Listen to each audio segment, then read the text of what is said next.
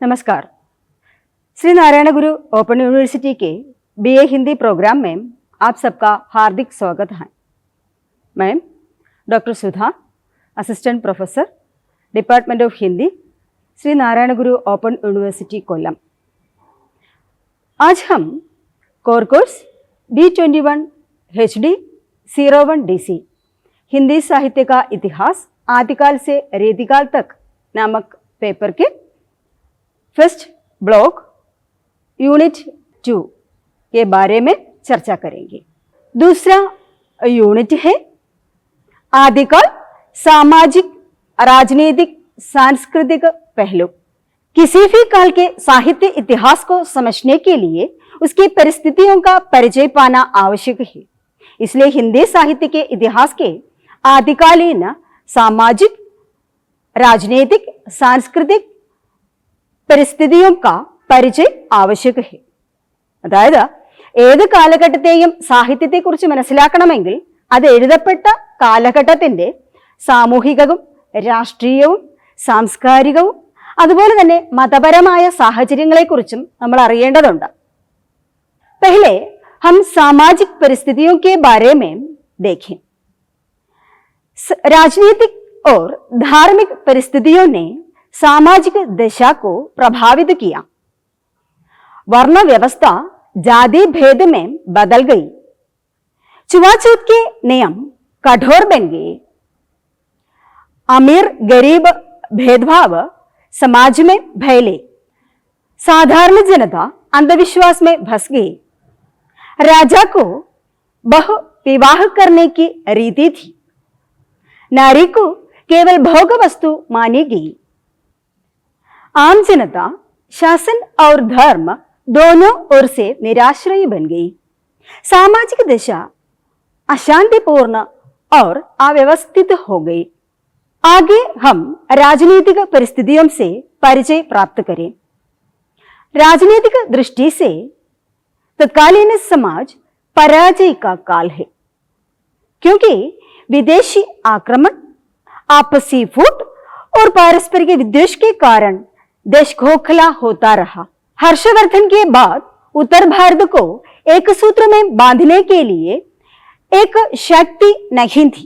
उस समय देश निरंतर लड़ाइयों का सामना करना था।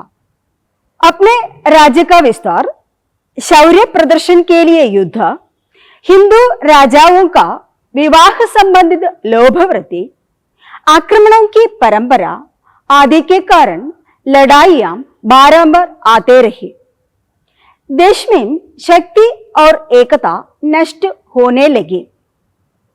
देश के अंदर अशांति और अनैक्य फैल गई थी। मुस्लिम आक्रमणकारियों के निरंतर आक्रमण भारत पर पूरा हुआ। इसके समय राज्य विस्तार के लिए आंतरिक लड़ाई भी होने लगी। संक्षेप में कहें तो आदिकालीन राजनीतिक परिस्थिति हिंदू समाज के क्षय और इस्लाम सत्ता के पनप का समय था. അതായത് അന്നത്തെ കാലഘട്ടത്തിൽ രാജ്യം ഏറ്റവും കൂടുതൽ അധപ്പതിക്കാൻ തുടങ്ങി. രാജാക്കന്മാർ രാജ്യവിസ്തൃതിക്ക് വേണ്ടിയിട്ടും അതുപോലെ തന്നെ തങ്ങളുടെ അധികാര ശക്തി കാണിക്കാനായി യുദ്ധങ്ങൾ നിരന്തരം നടത്തിക്കൊണ്ടേയിരുന്നു. ഇത് ജനങ്ങളുടെ ജീവനും സ്വത്തിനും സംരക്ഷണമില്ലാതായി. സ്വാഭാവികമായും ആദികാലീന സാഹിത്യ കൃതികൾ എല്ലാം തന്നെ ഈ സാഹചര്യമാണ് നമുക്ക് വ്യക്തമാക്കി തരുന്നത്. अगला है सांस्कृतिक परिस्थिति. आदिकालीन सांस्कृतिक परिस्थिति के बारे में देखें तो मुस्लिम संस्कृति का प्रभाव आदिकालीन हिंदू संस्कृति पर पड़े. बौद्ध धर्म से महायान और सहजयान जैसी परंपरा का आरंभ हुआ. इन संप्रदायों में अलौकिक शक्ति की प्राप्ति और उनका प्रदर्शन की सिद्धि समझ गया. धर्म के नाम पर अधर्म का प्रचलन हुआ. ഇപ്രകാരം ആദികാലീന സാഹിത്യത്തെ വിലയിരുത്തുമ്പോൾ നമുക്ക് മനസ്സിലാക്കാൻ കഴിയും, സാമൂഹികപരമായിട്ടുള്ള സ്വാധീനവും മതപരമായ സ്വാധീനവും അതുപോലെ തന്നെ രാഷ്ട്രീയപരമായ സ്വാധീനവും തത്കാലീന രചനകളിൽ നമുക്ക് കാണാം.